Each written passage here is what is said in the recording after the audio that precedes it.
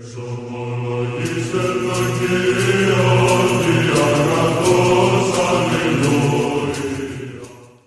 nderuar miq, të dashur vëllezër dhe motra më Krishtin, Krishti u ngjall. Jemi në datën 11 maj dhe Kishën Ortodokse, na nxit të lexojmë nga Ungjilli sipas Johanit kapitulli 8 vargu 42 deri në vargun 52. Lexojmë pjesën dhe komentojmë sipas hetërve. Atë Jesu ju tha atyre: "Po të ishte Perëndia ati juaj, ju do të më donit, sepse kam dalë dhe kam ardhur nga Perëndia. Nuk kam ardhur pra nga vetja ime, por ai më ka dërguar. Përse nuk i kuptoni thënien time? Sepse nuk mund ta dëgjoni fjalën time. Ju jeni nga djalli, që është ati juaj, dhe doni të bëni dëshirat e atit tuaj. Ai është vrasës që nga fillimi, dhe nuk qëndron të vërtetë, sepse në këtë nuk ka të vërtetë. Kur thot gënjeshtra, flet nga vetvetja, sepse është gënjeshtar dhe ati gënjeshtrës. Kurse mua, duke qenë se ju them të vërtetën, nuk më besoni. Cili nga ju më bind për mëkat, nëse flas vërtetën përse nuk më besoni? Kush është prej Perëndisë dëgjon fjalët e Perëndisë, prandaj ju nuk dëgjoni se nuk jeni prej Perëndisë." Atëherë Judent ju përgjigjen dhe i thanë: "A nuk themi drejt se ti je samaritan dhe ke një demon?" Jesu ju përgjigj: "Unë s'kam një demon, po nderoj atin tim, ju përkundazi më zhderoni. Tani unë nuk kërkoj lavdin time, ka kush e kërkon dhe gjykon. Në të vërtetë po e them se ai që zbaton fjalën time nuk do të shohë kurrë vdekjen për jetë." Pra Judenti thanë: "Tani njohim se ti ke një demon, Abrahami dhe profetët kanë vdekur, kurse ti thua kur njeri zbaton fjalën time, nuk do të shikoj kurrë vdekjen për jetë." Pra, le të mbështetemi tek interpretimi i hetërve për këtë pjesë të Ungjillit sipas Johanit, kapitulli 8, vargu 42 dhe vargu 52, dhe më konkretisht vazhdojmë të lexojmë vargjet dhe komentojmë. Atëherë Jesu i tha atyre: "Po të ishte Perëndia ati juaj, do të më donit, sepse kam dalë dhe kam ardhur nga Perëndia, nuk kam ardhur pra nga vetja ime, por ai më ka dërguar." Krishti ishte duke folur judejve të cilët e kundërshtonin atë dhe nuk e besonin. Shën Agustini thotë se Jesui në këto fjalë tregon lidhjen e pandarë midis atit dhe birit. Kush e do me të vërtet Perëndin, do dhe Krishtin që është i lindur prej Perëndisë, si bir dhe fjalë e tij, dhe bërë bir njeriu për Shpirtin e Shenjtë dhe Virgjëshmari, që është një person në dy natyra hyjnore dhe njerëzore. Urrejtja ndaj Krishtit zbulon se zemra nuk është në bashkim me Perëndin. Kështu që ata individ, grupe ose edhe fe, si para dhe mbas Krishtit, që nuk e pranojnë Krishtin si birin e fjalës e Perëndisë, ata edhe pse pretendojnë se duan Perëndin, në të vërtetë ata nuk e duan dhe nuk ka një bashkim të vërtet me Perëndin. Shën Jan Gojarti thekson se Jesui nuk erdhi nga vetja, por është i dërguari, hyjnori i atit, dhe kjo është për barazin e atit me birin dhe jo inferioritet. Etër të ushojnë edhe kundërshtimin ndaj krenarisë së judejve, të cilët thoni që ne kemi ardhur nga Abrahami, por Krishti thotë unë kam ardhur nga ati.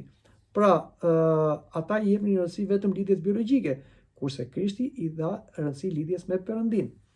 Por le të vazhdojmë edhe të flasim në vargjet më poshtë, në vargun 43, përse nuk e kuptoni thënien time, sepse nuk mund të dëgjoni fjalën time.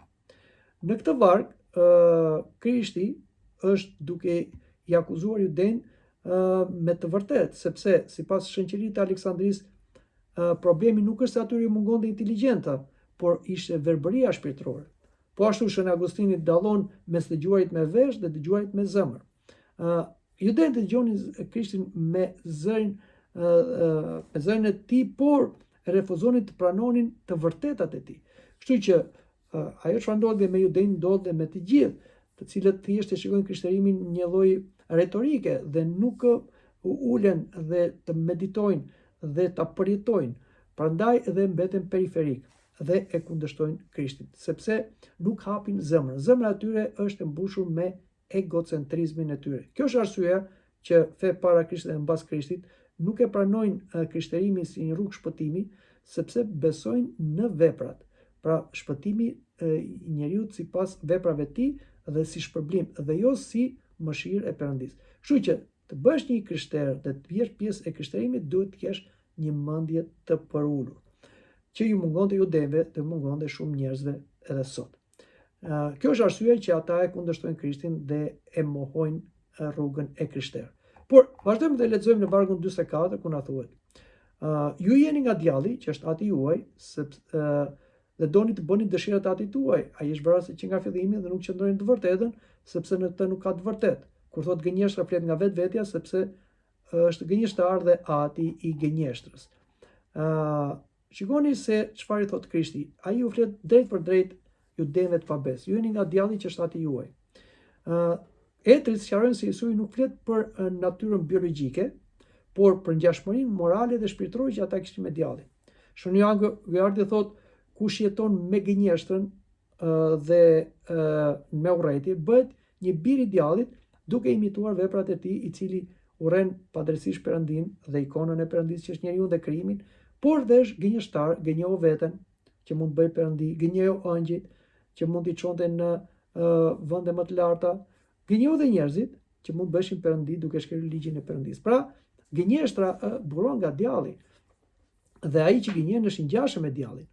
Ai është vrasës që nga fillimi këtu lidhet me rënien e Adamit dhe nxitjen e Kainit për vrarë Abelin, pra ishte djalli që ju fut ta Kainit për vrarë Abelin, djalli fut luftën, nxitjen dhe luftrat në botë.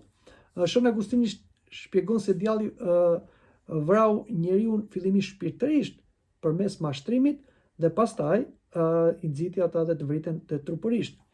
Ai është ati gënjeshtër, dhe thotë gënjeshtra nuk buron nga Perëndia. Zoti nuk ka krijuar gënjeshtër, prandaj urren gënjeshtrën. Dhe goja gënjeshtare është e neveritshme për Zotin. Por gënjeshtra ka ardhur nga rebelimi i djallit kundër të vërtetës. Në fillim në qiell, pastaj edhe në tokë. Prandaj asnjëherë mos u pajtoni me gënjeshtrën dhe mos e pranoni ose justifikoni, por kundërshtoheni, sepse keni lidhje nga djalli dhe jeni duke u përdorur prej tij dhe jeni të ngjashëm me atë.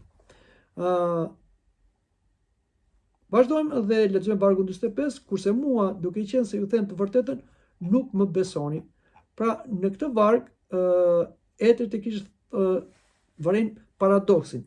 Njerëzit, siç ishin ju deri në atë kohë, po dhe sot, besojnë më lehtë një mashtrim se sa të vërtetën. Aq më tepër të vërtetën në Krishtin.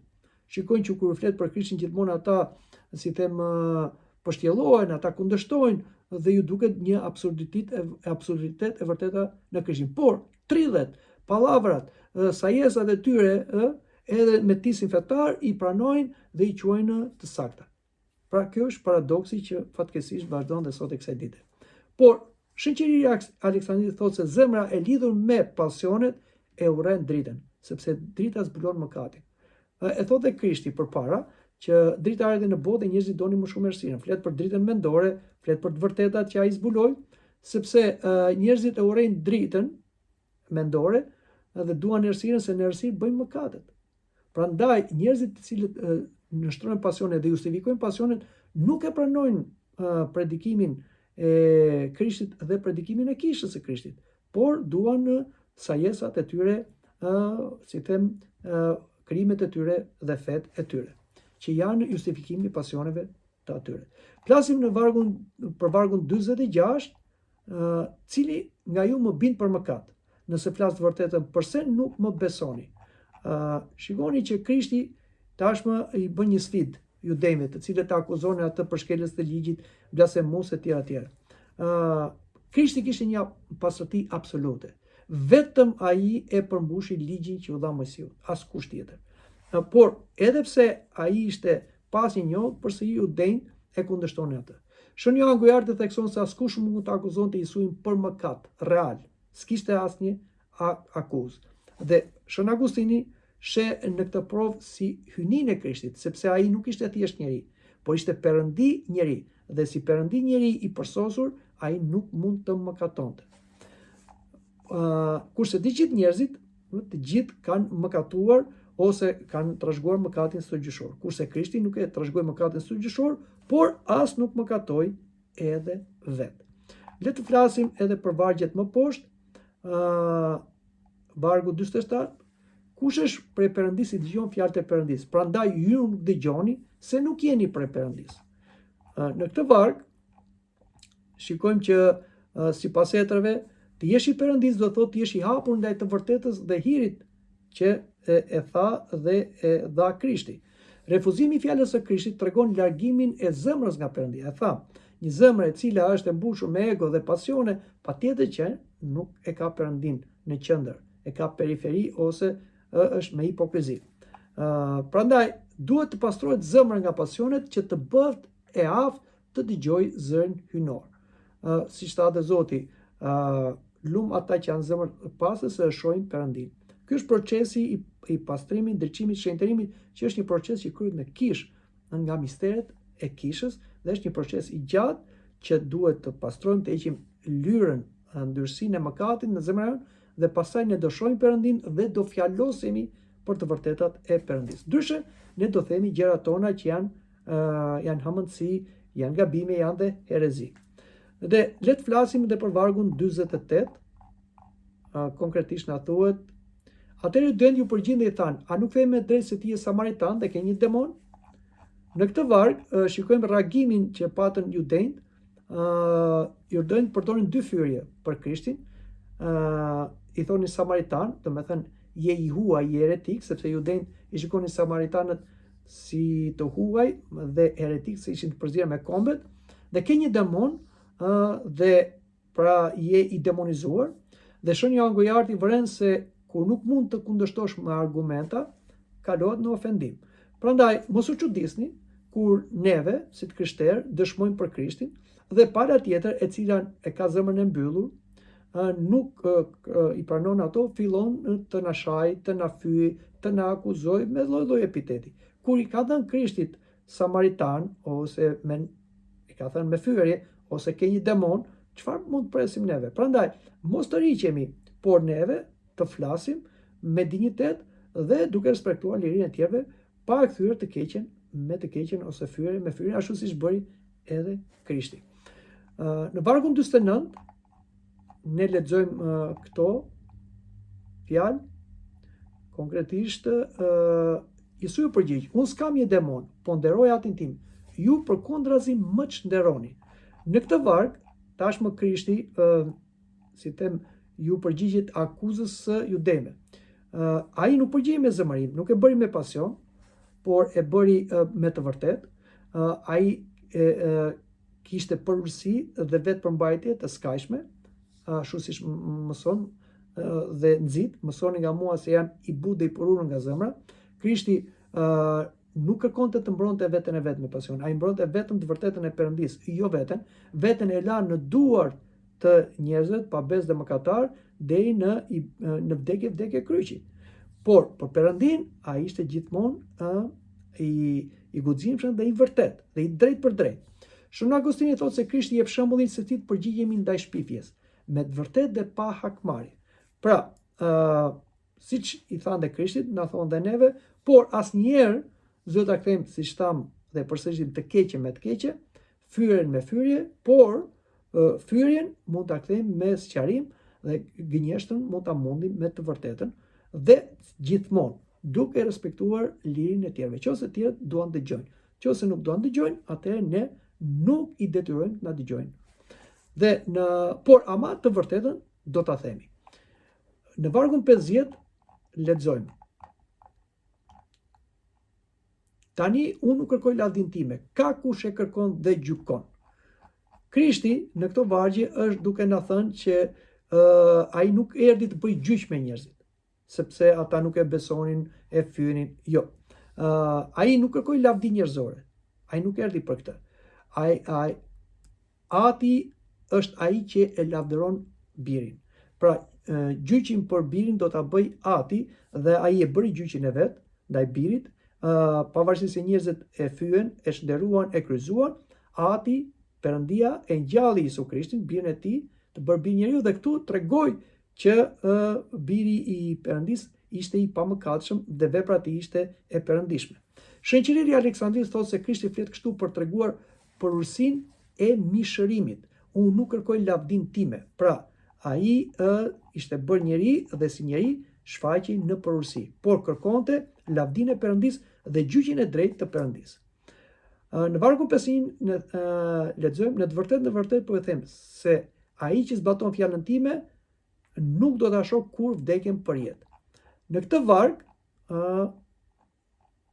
që e lexuam, thotë Krishti nuk do shikoj jo thjesht vdekje trupore, por vdekjen shpirtërore, atë që ndan nga Perëndia. Shën Agustini thotë se besimtari mund të vdes trupërisht, por nuk e shijon vdekjen e përjetshme. Dhe Shën Joan Gojarti shpjegon se Krishti premton jetën e pavdekshme dhe ringjalljen, si atë shpirtërore që ndodh me anë të misterit të pagëzimit dhe mirësisë dhe jetës misterore brenda kish, por edhe ngjalljen e të vdekurve me ardhmjen e tij të dytë dhe të lavdëruar. Dhe vargu i fundit për sot, që është vargu 52, ne lexojmë, prandaj judejt i thanë, tani njohim se ke një demon. Abrahami dhe profetët kanë vdekur, kurse ti thua, kur njeri zbaton fjalën time, nuk do shikoj kur vdekjen për jetë. Në këtë varg, që si thash është i fundit për lexuar për sot, judejt prapë tregojnë mos kuptimin e tyre. Ata i shikojnë ato vetëm në sensin njerëzor dhe jo material dhe jo shpirtëror. Etri thonë se ata nuk kanë të kuptojnë kuptimin shpirtëror të jetës së përjetshme, pra ishin lidhur vetëm me gjëra toksore dhe besimin e kthenin vetëm në benefite për gjëra fizike, materiale, toksore, për një mbretëri toksore. Dhe shënqëria e Aleksandrisë varen se mosbesimi i tyre buron nga mendësia toksore, tham, dhe jo nga kërkimi së vërtetës. Pra, njerëzit të cilët janë lidhur me botën fizike, materiale, ose mbretërinë e Zotit kërkojnë ta bëjnë një mbretëri toksore, patjetër që nuk janë të hapur ndaj mesazheve të Krishtit, por gjithmonë i kundërshtojnë ato me fyrje, me arrogancë, madje edhe me vrasje, siç ndodh dhe me Krishtin, siç ka ndodhur edhe martirë. Prandaj mos të çuditemi të dashur krishterë, sepse kur u fyer Krishti do të pranojmë dhe fyrjen edhe neve, por duhet kemi parasysh. Njeriu quhet bir i atij që ndjek, ose i Perëndis përmes të vërtetës dhe dashurisë, ose i djallit përmes gënjeshtërës dhe urrëties. Mendoj që këtu ta mbyllim edhe komentin për sot, për të takuar në takimin e ardhshëm. Deri atëherë, mirupafshim.